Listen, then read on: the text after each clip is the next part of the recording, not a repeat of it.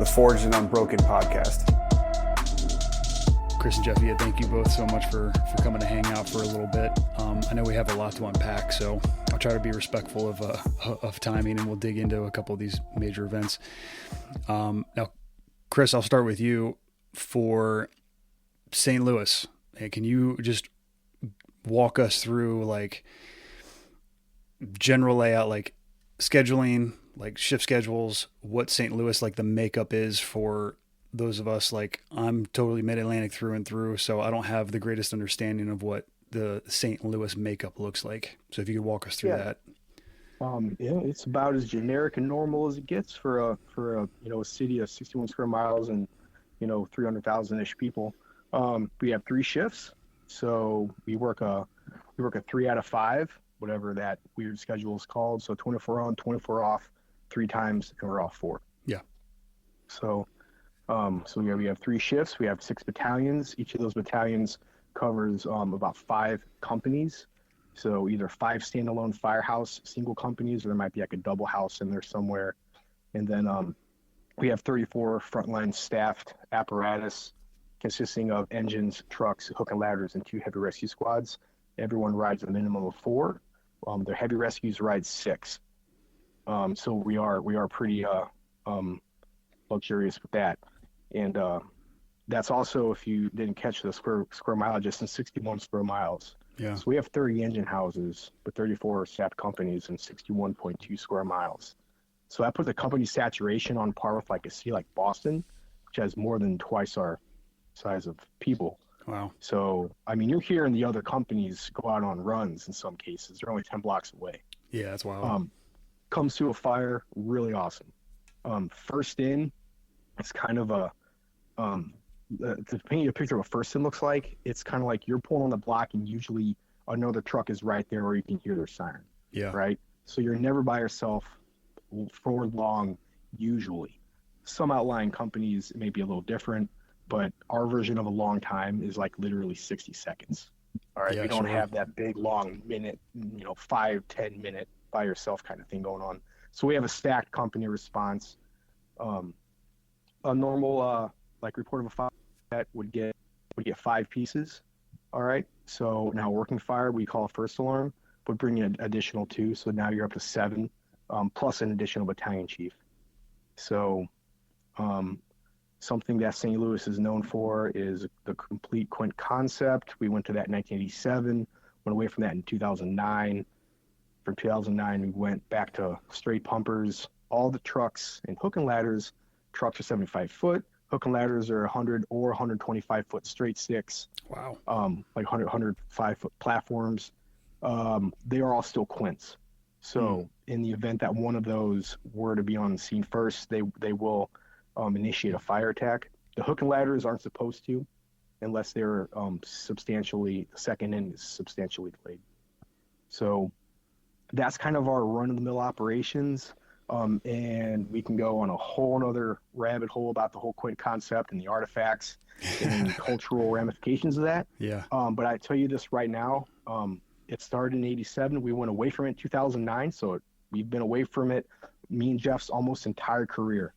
Me and Jeff are classmates. We came on, we were basically the last class under the complete quint concept. We were putting those hook and ladders in service in our recruit class. So like our year was the end of the complete quint concept in the first time we had straight engine companies. And we are still struggling to this day with some of the thinking and the getting used to of an engine company and a truck and not everyone having an aerial and that kind of thing on scene. So that's just, I think, is something to be said with when that system goes away. It just doesn't, everyone just doesn't flip back to how it used to be. Yeah, sure. So not that it's a discipline thing, but just purely from an operational standpoint thing for you all, is there, confusion's too strong of a word, but when you get on scene, is it, I'm acting as an engine company or I'm acting as a ladder company? Like, is that where some of that cultural, confusion, for like a better word, is coming from? It's almost like, I would say, learning a new language. right? Yeah, It would literally be like learning a new language. You have people whose entire, from 87 to 2009, decades of their experience, and all of a sudden now there's this, we're playing a different game. Yeah. You know what I'm saying? Like, you could be a great rugby player, and all of a sudden, hey guys, now we're playing football. Kind of the same goal, but like not the same rules, right? Yeah, good analogy. So that's kind of what happened. It's almost like we had 25 years of just outstanding rugby players, and all of a sudden 2009, boom, we're playing football now. We're playing NFL football. So like, how long does that take to change, right? Like, the skills seem similar, they look similar. We're trying to get this ball to this end zone, right? But like, how you do that changes, the rules change, the priorities change, all the small nuances. And then now we're trying to, like, we went from generalists, right? Everyone can do everyone's job. Now we're moving to specialists, which is super hard Interesting, to try to change, right? And it is interesting. The one thing that suffered, it's so funny. If you want to destroy truck work, you put a ladder on everything. It sounds crazy. It's exactly what happened. Wow. And the only company that really carried, especially like roof ops, all the way through this entire time, it was the rescue squads. We got pictures back from like 65, and we were put in service on Rescue 2. Rescue 1 was in service way longer than that. But the rescue squads historically always went to the roof, and they never deviated from that. Think about it. It's not like our rescue squad showed up with a ladder on it, right? Mm-hmm. Like, we were the only company that really kind of didn't get affected, or the least affected, by the Quint concept. Mm-hmm. The rescue squad was a heavy rescue squad, 6 guys, tools, never change the whole time. And so all this comes full circle into where the rescue squads were still on the roof. And then now we still have some hook and ladder companies that they don't go to the roof, which sounds crazy, right? But to them, it's not crazy, because that's just how it's been for decades. They did other things. The squad went to the roof, right? So now we're like retooling this entire almost mindset and operationally, for multiple facets. And like I said, this could be an entire discussion paper on itself. So we try not to like go that, and like Jeff can talk even more into this on different angles. But it's a daily discussion in the firehouse, and everyone is kind of in agreement on, like, the Quint concept had a really a lot of good, but it had really bad operationally unintended consequences 30 years out that no one could have ever thought would have occurred, because it was brand new. It was an experiment. Yeah. So now that we got those results, there's probably a reason why you don't see it used in other big cities. Yeah, it's wild. It's a concept that's kind of foreign to us in our area. We definitely have some of those mixed in, depending on the department or the area. I just find it so interesting that you did it for so long, and you flipped the conversation from generalists to specialists. And you and I nerd out on books. I'm reading Range right now, where the conversation is generalists do better than specialists typically. But so much of the fire service, not that you're pigeonholed, but like whatever you're riding that day, like you're an engine company firefighter, that's what you do, with not a ton of crossover. It's so, it's funny how you all have flipped the conversation a little bit just regionally. I draw the analogy of, like, who do you want handymen you're building your house, or do you want framers and carpenters building your house? You know, like, at some point you really want to specialize people. A good do-all is fine in most cases, but there's a whole facet of skills that you're never even knowing that exists without being, the specialist. And you don't know that if you never get out of if you're a Quint concept department and you don't ever get out and train with other departments that only have, like, especially like a dry truck company, man, the ladder, we don't even have the ladders that they have. So, I mean, there's skills that we don't even know until you get out and train with these departments that have these things. And they're like, holy cow. I mean, the way they operate on a roof is like a freaking ballet. It's unbelievable. It is unbelievable when you have a dedicated truck company that's all they do is truck work. It's a dry truck. They have no option of water. It's all they do is truck work. And the way they operate is, it's incredible. Same way with the engine stuff. Yeah. The stretches, estimating the stretch, all the small nuances that we're like kind of okay at, though they're just phenomenal at. Once again, it looks like a freaking ballet. Looks like a marching band all in unison. Yeah, right. And it's really hard. It's really hard just to get to that level when first of all, the machine you're on, which would be the rig, isn't even set up to facilitate that specialization. You know what I mean? Yeah. Sure. Like, how do I get good? How do I get good throwing a 45-foot banger ladder when I don't even have that option, right? So, like think about the people who ride with those ladders. You think a 35-foot gives anyone trouble? Do you think they think twice about throwing the 3-section 35 or the 2-section 35? Yeah, no. That's not even the hardest ladder on the truck. Right. You know what I mean? So there's all sorts of stuff. Like I said, we can keep going about this for forever. But yeah.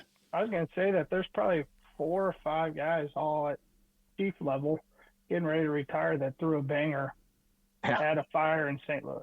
No one else has. Yeah, wow. And we need them. The need never went away. Mm-hmm. There's multiple places I've been on scenes, Jeff's been on scenes where we could have absolutely used a 45, to go do whatever we were doing, especially like in the rear of these buildings of accesses problems. St. Louis is a very densely built, not densely populated anymore, but densely built city.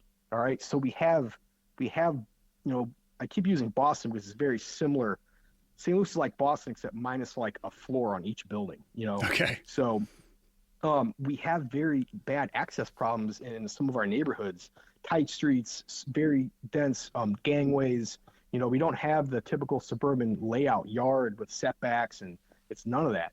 It's basically Baltimore with gangways, right? Mm-hmm. And everything's brick, everything. Yeah. 99% easy. There's only like 79 neighborhoods, maybe 2.5 of them have frames. Everything else is just brick. Everything else is brick buildings. So, which changes some stuff up too. Which also, if you think about it, goes into plays in the Quint concept in the way that it hurt our truck work. Because think about what it would have been like if we had frame buildings, this far apart. Think about what that requires for truck work, right? Think about how aggressive your truck work has to be when your buildings are this far apart and everything can burn. We don't realize how lucky we are with our passive fire, protection in our brick buildings. Mm-hmm. So in other words, we can show up and have a not so good day and still have a really good outcome just based on the fire can't communicate. We can't lose a block. The building is going to maintain the fire for a longer amount of time than if we had a combustible row like in Baltimore or something like that. Yeah, for sure. That exposure issue is not that it's non-existent. Right. It's just nowhere near a priority. Correct. So, so like I said, like all that stuff kind of lines up and created this big 30-year, period of just lackadaisical kind of truck work, a devaluation of topside ventilation. It went from more of a proactive to a reactive kind of mindset, all which is coming around now. It's all being moving in the right direction. I would say it's on a good trajectory right now. It's getting better. I have to agree now that most of the hook and ladders are coming around and joining us up on the roof, or we're joining them if we arrive later. And our search is slowly but surely getting a lot better. I will say what the Quint concept did is once you get past 200 feet, it's a little bit of a struggle the way our trucks are set up, but our engine men are some of the best engine men in the country, hands down, at leading off and getting fires. So that's a plus from it. Yeah. We'll go in and put out a lot of fires that a lot of places they won't even go in.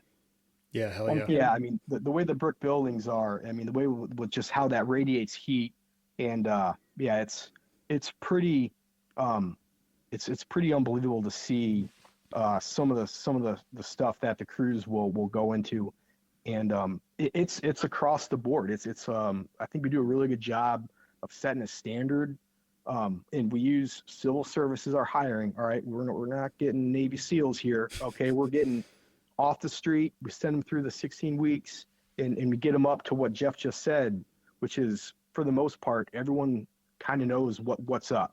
We're going to go in and get this fire as long as the building allows us to, and the officers are really in charge of keeping that momentum. And I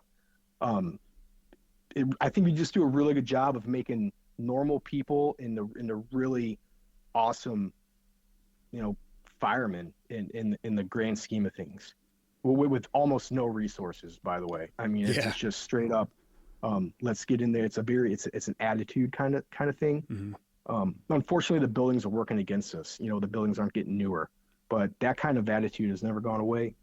I'll absolutely agree with everything that Jeff just said. I mean, to see what our guys are capable of, and just on a general level, is still impressive. In a lot of our fires, that they're still willing to go in and put them out that way. When everyone knows there's other options, right? Sure. And so, dude, hell yeah. I love the way that you all vocalize that. And I'd imagine with a 16-week academy, there's probably also a lot of, with the civil service test combined, a lot of the street side medicine, right? A lot of on the job, the men and women that are there before you, there's much more emphasis placed on the OJT style lessons learned, bringing people up through the ranks. Sure. And I tell you what, so you go ahead, Jeff. Yeah, we're blessed with our academy. I know a lot of places it's a assigned spot, so there's 6 or 8 people assigned to training. We don't do that.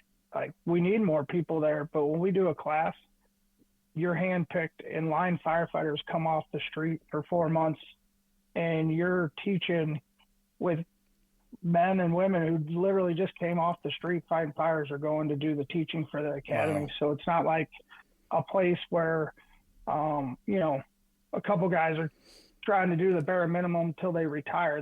That doesn't happen on our job. So when you get pulled down, people take pride in that and teaching the newer members coming on, what's right in our way of doing things. Now, we have the state way of doing things, and you got to get the firefighter 1 and 2 certification to stay employed, obviously. But the last 4 to 6 weeks, depending on how testing goes and all that, it's all our SOGs and we'll do multiple sets of live burns just to get the state skills done, and then we'll do our live burns with our SOGs and our strategies and tactics emphasized on that. And it's in our rules and our SOGs that we're a default aggressive interior attack department first. And a lot of places don't have that anymore. Yeah, hell yeah. No, I love the cultural differences, and I love just the go-getting attitude from a pretty, we'll say, large metro department, comparatively when you look at the nation. So something that no one talks about, especially like the civil service hiring. You look at our requirements to be a fireman in the city of St. Louis is basically 18 GED, not so long of a criminal record, driver's license. That's just the way it is. That sounds maybe not so good at first glance, but me and Jeff have done a couple of academy classes together, and I tell you what, when you get these people off the streets, especially in a city with a very low socioeconomic portion, all right, you get these kids off the street who, quite frankly, have grown up through a level of adversity that the majority of people in this country have never seen. All right, we have some of the worst zip codes in the country for life expectancy. All right, it's almost third world. So when that's your baseline, all right, you think, and then now you're gonna toughen them up in the fire academy with some push-ups and stuff. So you have that as your base. What do you think that leads to later down the line when we actually do indoctrinate them, get them on the right path? They are some tough, gritty individuals, and I think that it really says a lot. Yeah. With what Jeff is saying, and I've thought about this throughout my career.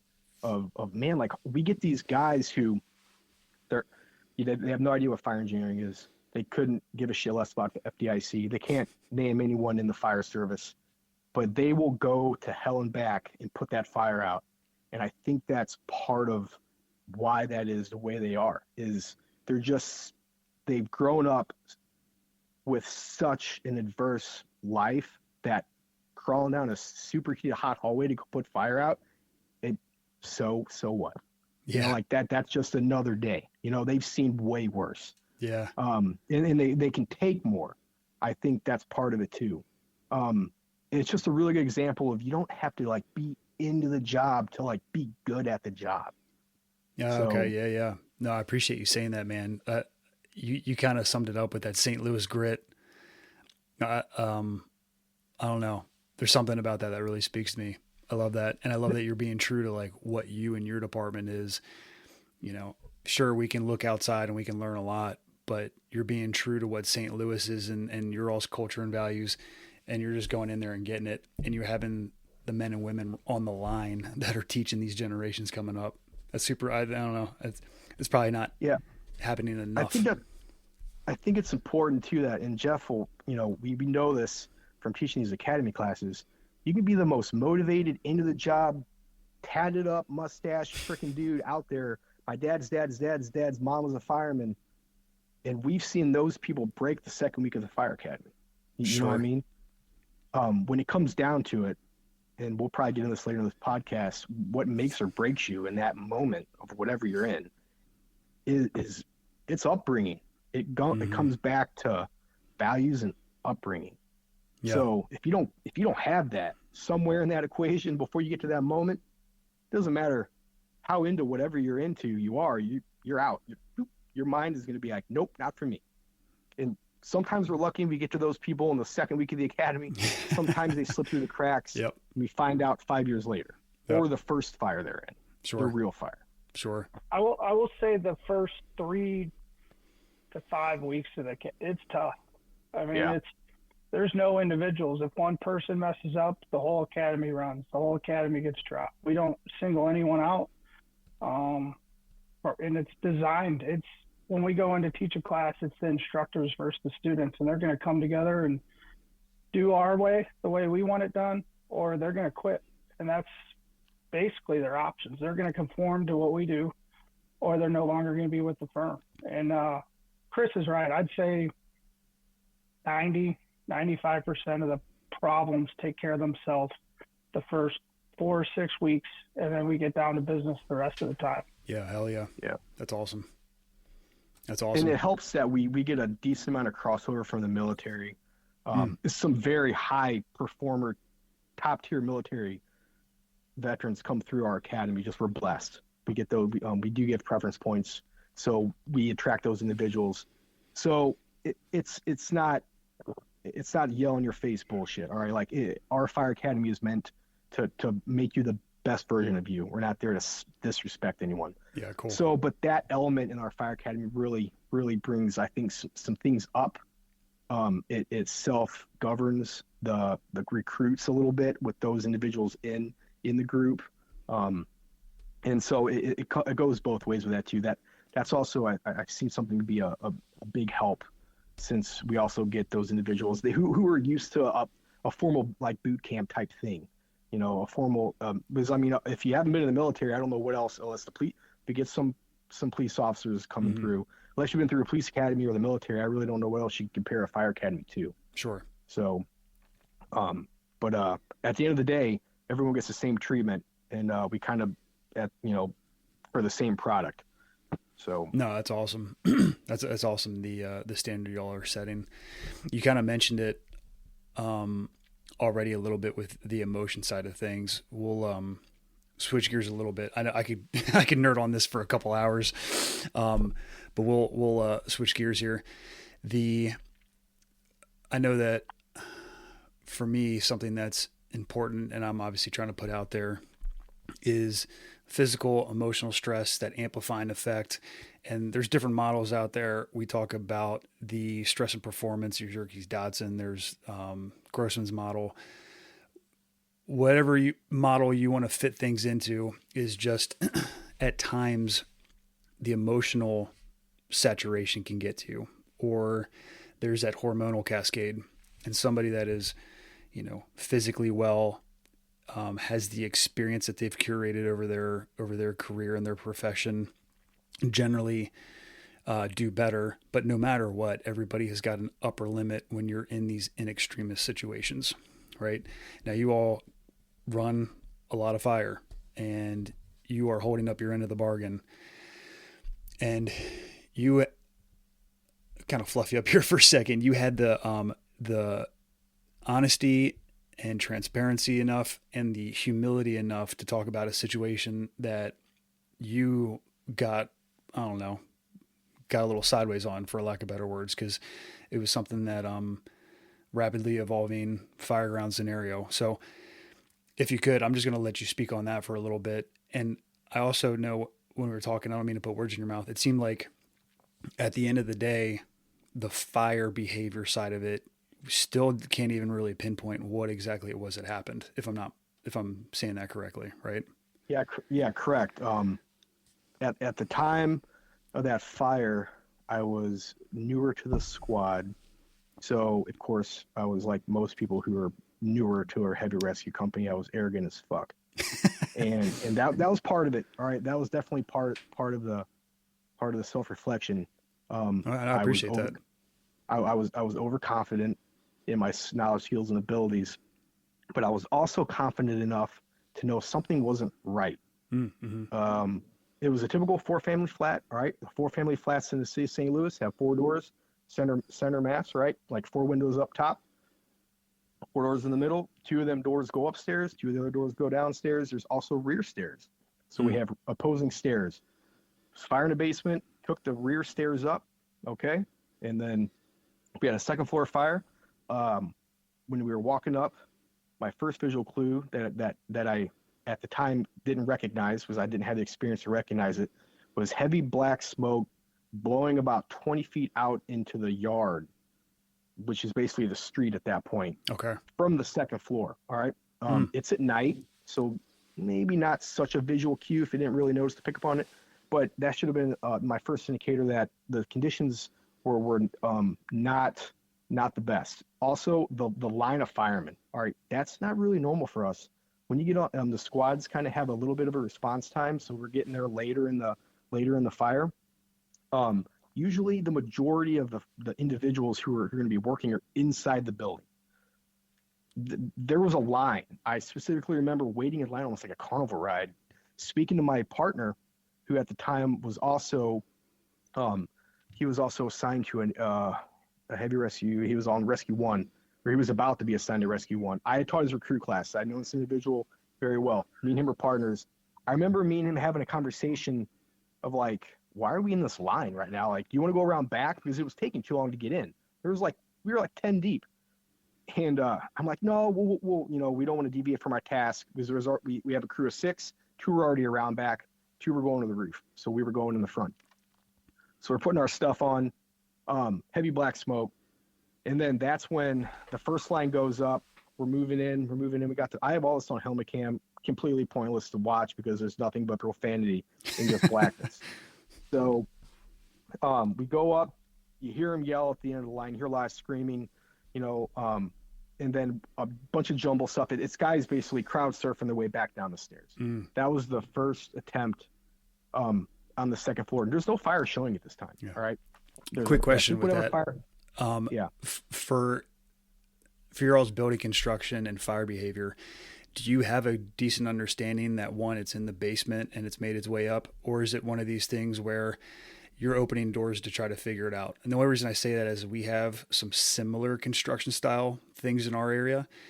And there's times when you literally just need to start opening doors and head in 20, 30, 50 feet and be like, nope, this is not the one, because that's how confusing it is. Is it something like that for you all, or can you tell right out the gate what's going on? So we have casement windows around most of the buildings on all 4 sides, basement windows. So usually there'll be multiple safety, 360 will be happening. If it's in the basement, we're going to have some sort of either actual fire coming out of one of the windows. It's not really a door problem.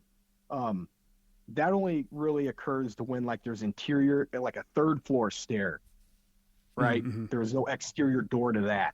That's the only problem. There's like a door to the stairs problem. This particular fire, we knew we had fire in the basement or the 1st floor. There was already a line stretch. So we were kind of like later on. It was like the 2nd line was going to the 2nd floor per RSOG. Got it. And there was a chief behind back. And there was a little bit of fire on the 1st floor that had extended up right at the base of the stairs. And they weren't going to put water on it because there was a 3rd line had gone around back, I believe, to maybe protect an exposure or something.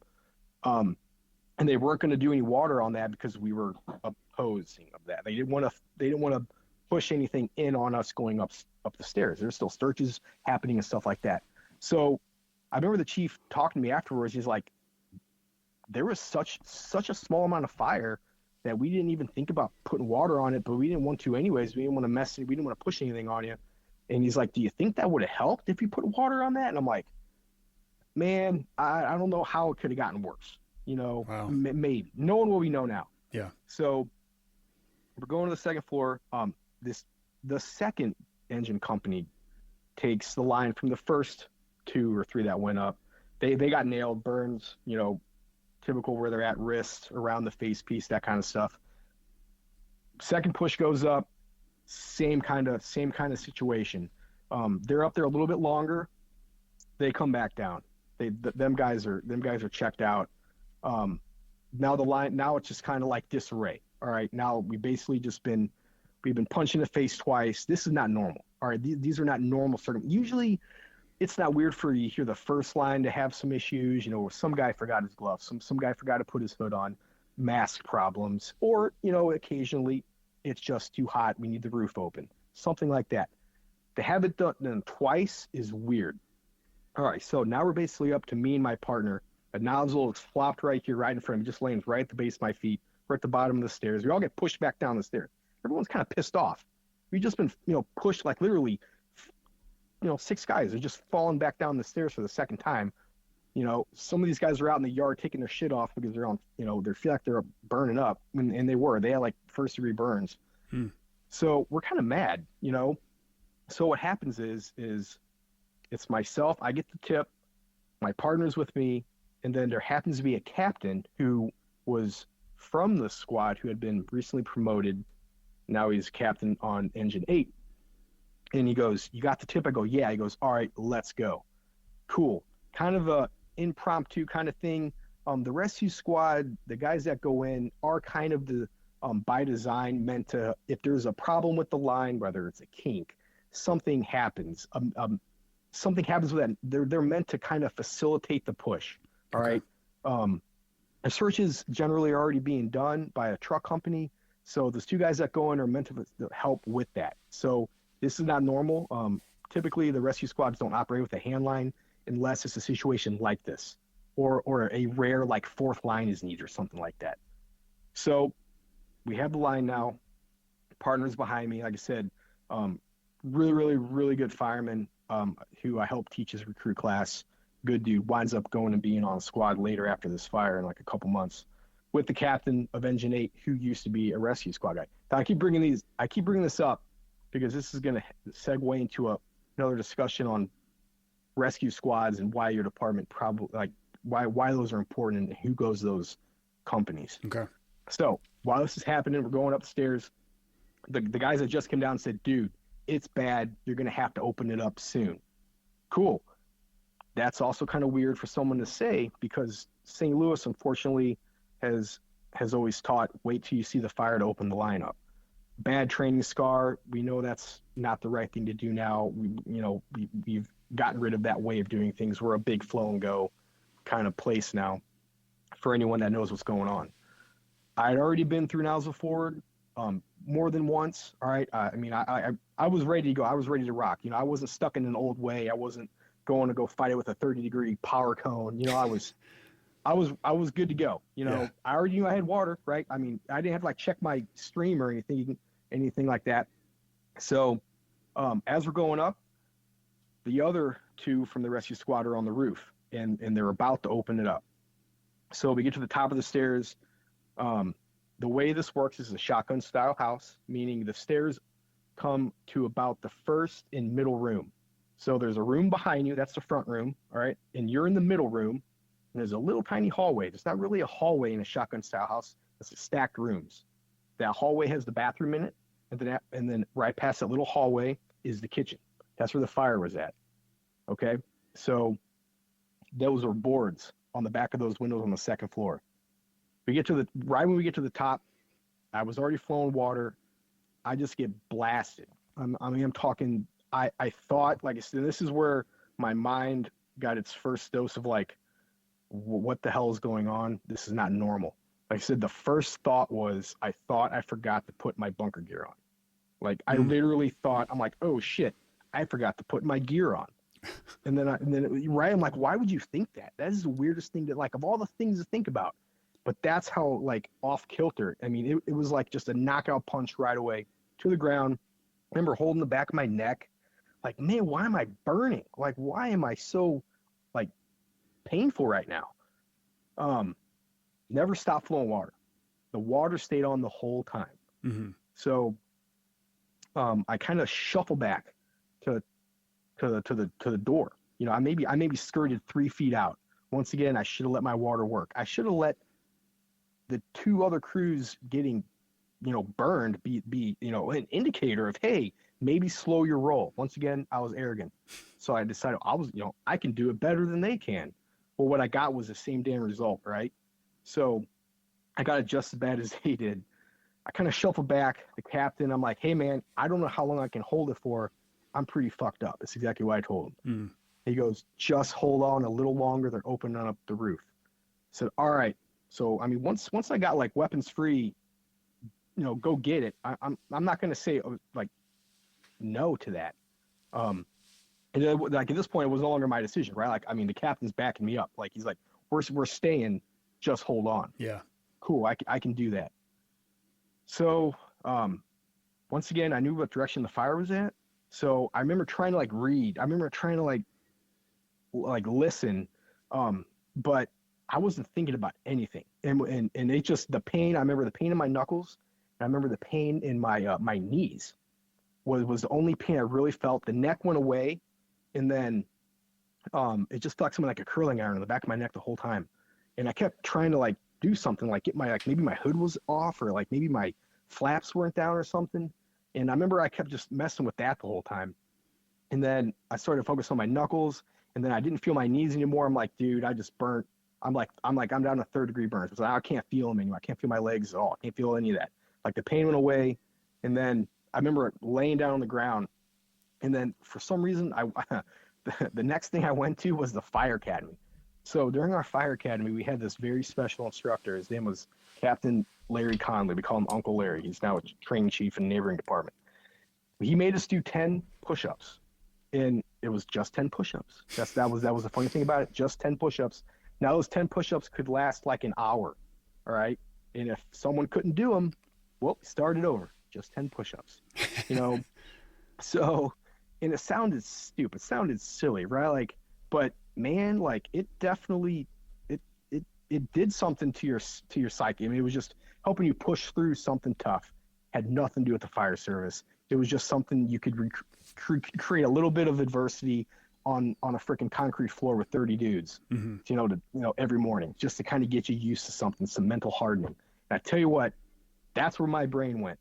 I remember sitting there going, just one more push-up. It's just 10. And it was so weird that my mind went there. Yeah. And so I don't know how long this was, but of course it always seems like it's way longer than it is. And I remember hearing the saw on the roof. So the whole time I'm just profanity. That's all I'm able to say. I can't really communicate or anything like that. I can't really think about much else. I just kind of have the water on. And I tell you what, as soon as that roof got opened up, it was like someone turned on an air conditioner behind my back. Oh, wow. It wasn't like the air got like less hot. It was like it got cold. It was like literally chilly for a split second. And I'm crazy, right? Like, yeah. So at that point, I was able to kind of pop up on one knee and kind of shuffle back to the to what was that kitchen. And there was by that time I never saw any fire. It was like a little bit of a cupboard burning over here to my right. It was almost like there was never any fire to be put out. It was just hot, the most hottest hot I've ever felt. It was just mind blowing. But it didn't make sense to me. It didn't make any sense to me. You know, like all the training fires I've done, all the real fires I've done, it just didn't add up for the little amount of fire for the amount of heat. I had no mental model. I had no. It was like, the Rolodex is going and it landed on nothing.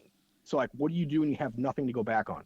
And yeah, it's gut wrenching. My thing was, yeah. So that's kind of how that fire ended up. We got done.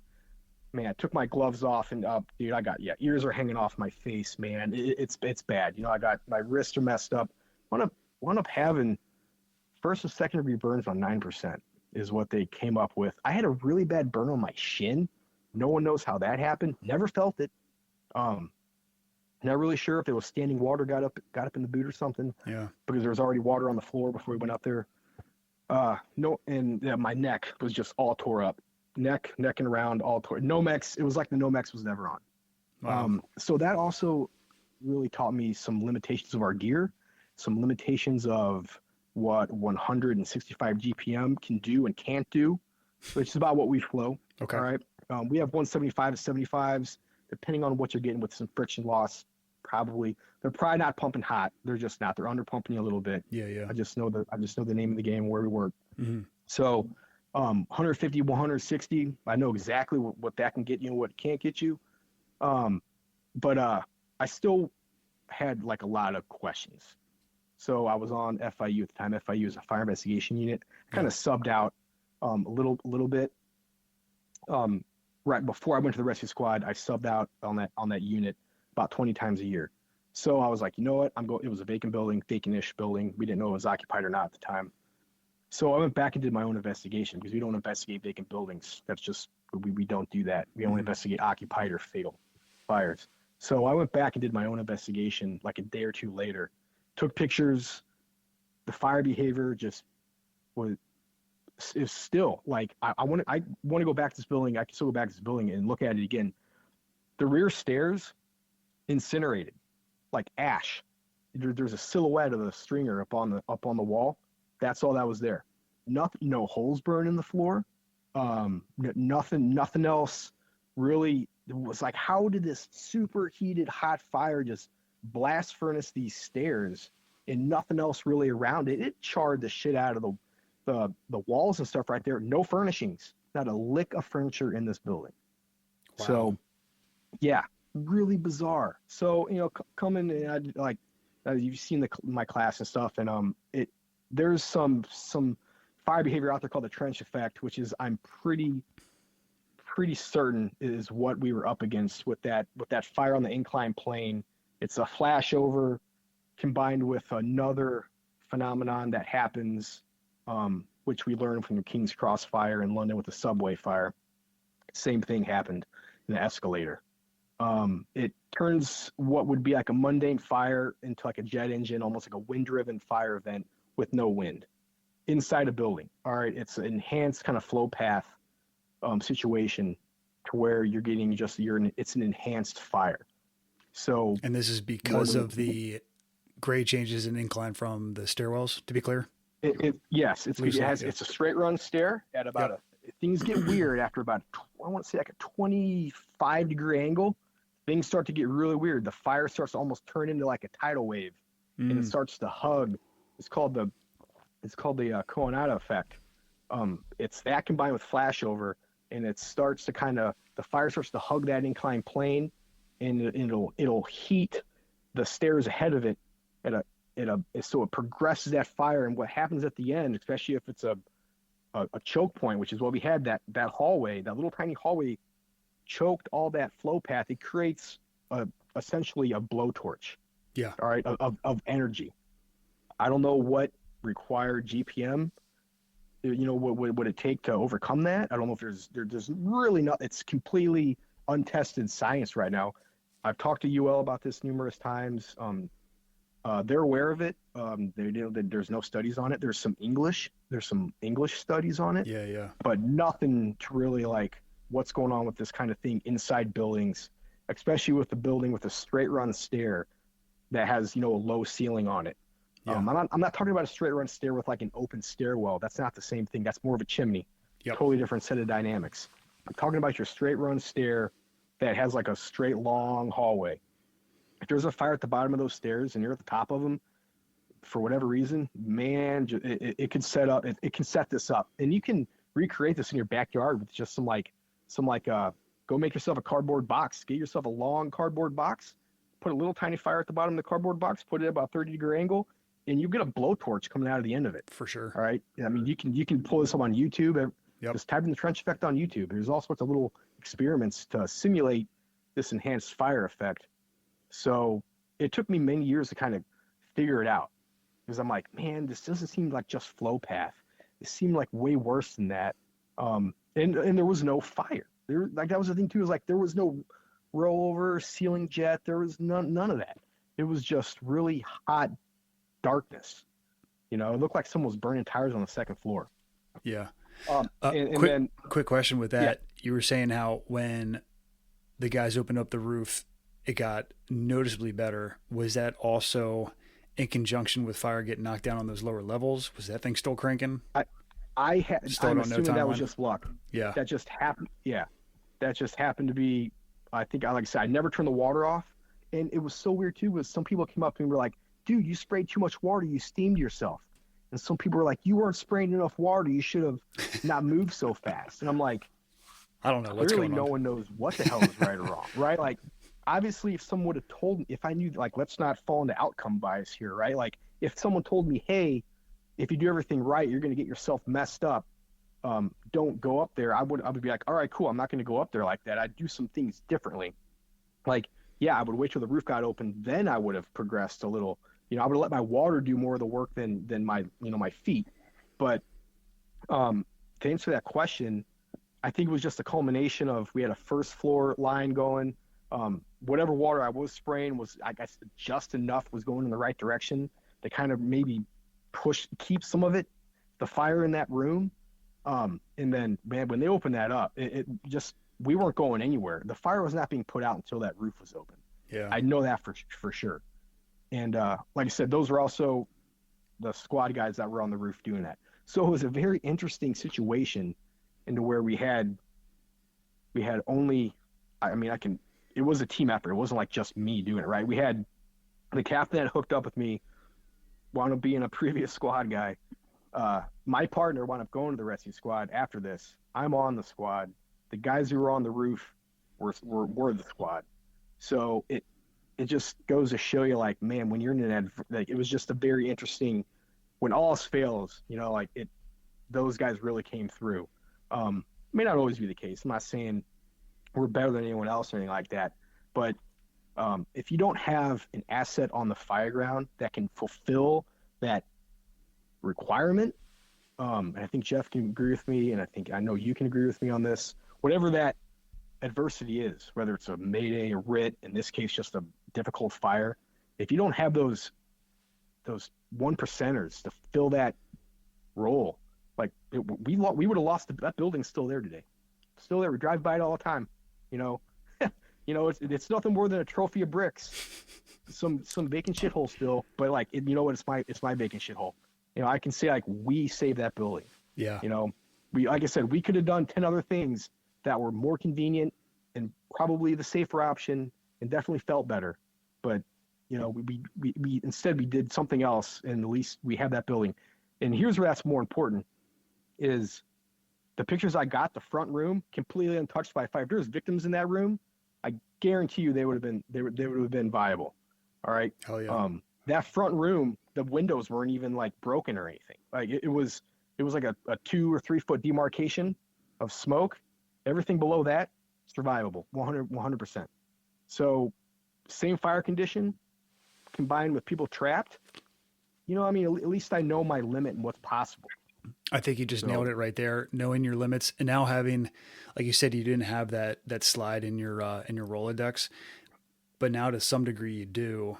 And that is such a valuable piece of information. I think in the name of safety, we will err on the side of caution, and there's a time and a place for it.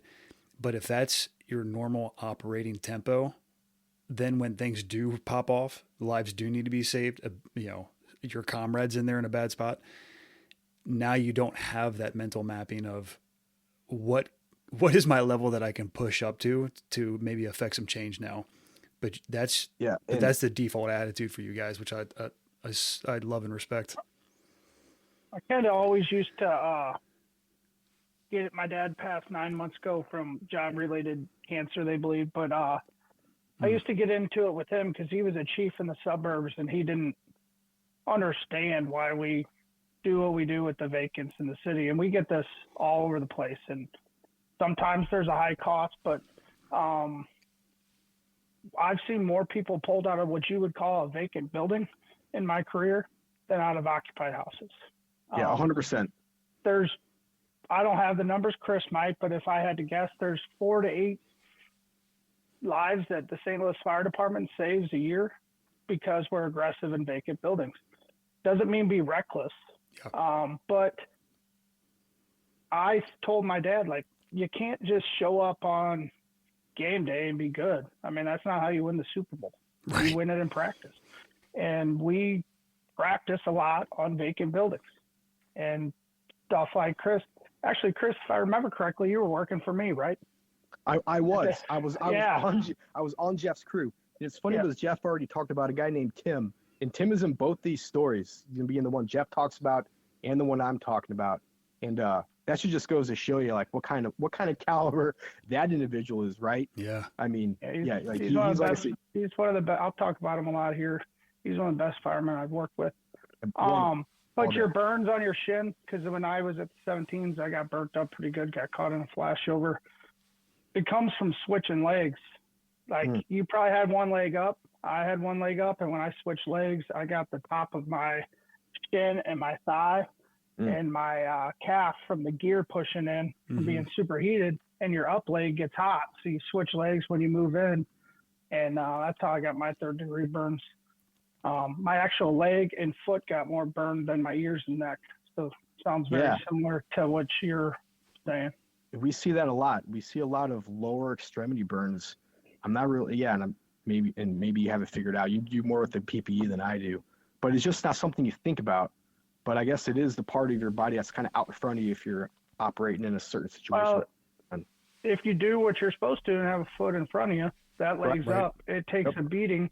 When that leg gets hot, or some people teach it, we're not here to debate engine topics. I think as long as you're moving the line and flowing water, you're good. But when you switch legs, like some people teach, your superheated gear that wasn't touching your skin now touches your skin. Because like when it flashed over, I was hitting everything. I know I was sweeping the floor I mean, it's been 10 plus years ago now, but I know for a fact that I was hitting the floor. So it wasn't the superheated floor. It was the gear that got us. Right. I remember with my hose stream, the only deliberate thing I did was I went straight up with it a couple times. That's just what was some protected posture, straight up to try to, in my mind, maybe that was going to help. And other than getting me wet and probably compromising my gear, like holding onto a hot pan with a wet rag doesn't help. Right. Probably made things worse, but that's just, like I said, like I was in condition black. I wasn't thinking right. I was not thinking at all, I just knew not to turn the line off. And the weird thing was too, is, thinking back is like, why couldn't I just like quit? I don't understand. Like, why couldn't I just say like, dude, I'm checked out. I'm hurt. This is dumb. Like there's a guy behind me who can take the line, right? Like my partner was up there with me. It was me, my partner, who was the best second nozzle, backup guy ever. He never left me. And then the captain was behind him. I just don't understand like why I was like incapable of being like, I'm out, and like, I think some of that was probably just arrogance. It's culture. Yeah, culture. I didn't want to be like the guy that couldn't handle it. Sure. But like, I mean, later on in life and further experience, I get like, man, like it's knowing when to quit is just as important as, like is some other stuff. I think people need to start valuing that a little more. Like, man, you got to have discipline, right? Like, don't get summit fever. Like the best mountain climbers know when to say it ain't happening today and then climb down. I don't think I really grasped that concept. And like Jeff said, we don't really teach that. Sure. We teach get in order, fulfill the order. Well, like there also, I think there might be also something playing in your subconscious. Like you keep talking about the good dudes that you're surrounded by. You can't undervalue that either. Like maybe that's playing in your subconscious that like I'm surrounded by really awesome guys right now. If they can hold it, I can hold it. if something does go bad, I know they're in positions to affect change. I think you're absolutely right. All these other things are playing in your subconscious. You have crazy recall of the training academy doing push-ups. You don't have a mental model for what's going on, but you do know that you're surrounded by really awesome dudes. And I think there's something to that as well. Yeah, I will tell you, like, I got hammered after this fire. Like, it ain't like they're like, oh, nice one, bro. Good job. You're the one that got it. No one else could. No, I got shit on. That was dumb. You got yourself fucked up. Why did you do that way? Like, it was by no means like, here's a trophy. Good job. Yeah. No, it was none of that. Like, getting hurt is not cool. All right. Like, putting the fire out and not getting hurt is the goal. Sure. It's like, the moral of the story here is to not get hurt, right? to not get burned.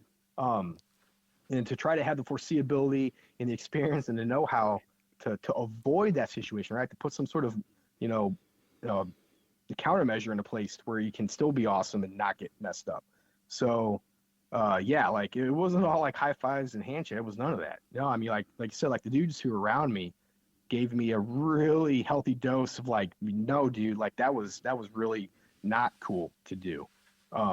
Maybe in some certain circumstances, that's what needs to be done, but this wasn't one of those times. Yeah. No, I really appreciate the honesty and transparency all throughout. And there's so many freaking things to dig into on this. One of them with the vacants, you guys said it, you had the experience. My buddy Roger from the city, he said the same thing. They're pulling out just as many, if not more, people out of vacants than they are the occupied dwellings. So to go in there and to have that culture where you're going to go in and get it and affect change and save people's lives, now you're creating that experience, you're creating that mental model, and you're just doing the right damn thing, right? It took me 10 years. That's the only, Jeff, one of the numbers, only number I got. It took me 10 years to finally have a fire with reported persons trapped where there was actually someone trapped. Yeah. Every other one before that, I don't know how many there were, enough. Just surprise, oh, there's a person in here. Yeah. Or no person reported trapped and there's people in there. And it was an occupied house. But all of them were vacant, and it was just a surprise victim. So for the first 10 years. Yeah. So I think a lot of departments, when a fire comes out, person's trapped, they go into like a different mode of doing things. With St. Louis, we don't have that luxury.